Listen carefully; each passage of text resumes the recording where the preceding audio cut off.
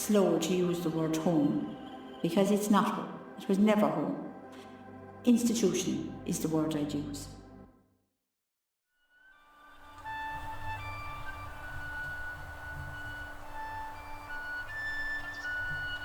Nochtaithe is part of the creative response portion of the Tuam Oral History Project. The Tuam Oral History Project is a survivor-led initiative to archive the stories of people who were institutionalized in the Tuam mother and baby home. This portion is student-led, and it's a creative response to the testimonies. So we were given access to the transcripts and audio testimonies of survivors, and we were asked to come up with creative responses to what we read in those testimonies.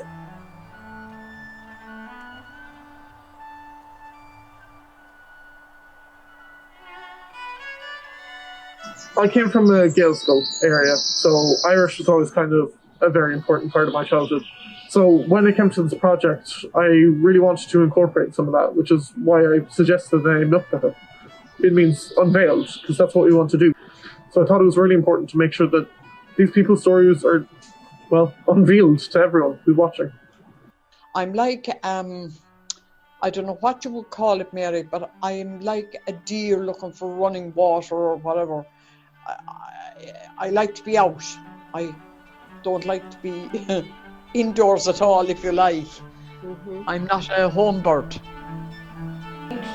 It's really important that we've gotten to learn history while also practicing and creating something to give to the public, which is something that we haven't really done before.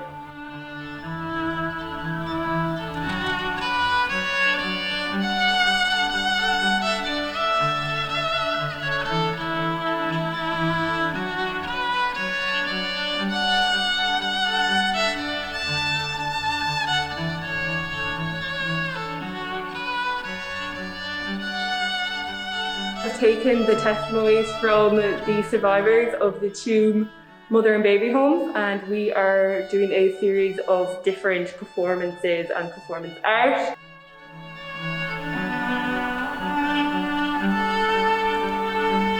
It's really just been such an honour to have been given the opportunity to work with such an important part of Irish history that's been hidden away for so many years, and we just really hope that we do the survivors' testimonies justice and that this production can spread awareness. I received a lovely letter from my mother telling me there was never a day went by that she didn't think of me.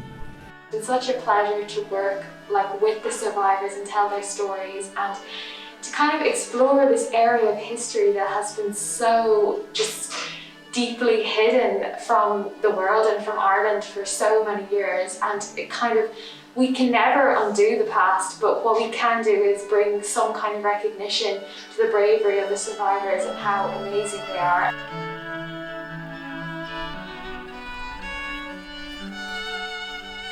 So often we view history as something that has already happened. We kind of relegate it to the past and like to ignore the fact that history is alive, it is constantly evolving, and that we are a part of this. We have agency. That's why I think this project is so important, because it allows us to not forget. I'm glad to be here, to be alive, to tell the story. Mm-hmm. I hope people that comes after me will see that.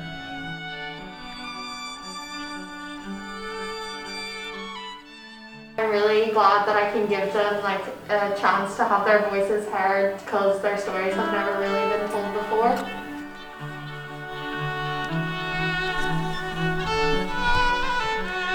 I had a great time doing this project. It was really interesting, really educational, and it's so important that we remember our history and we shed light on what happened, and we try not to ignore our past.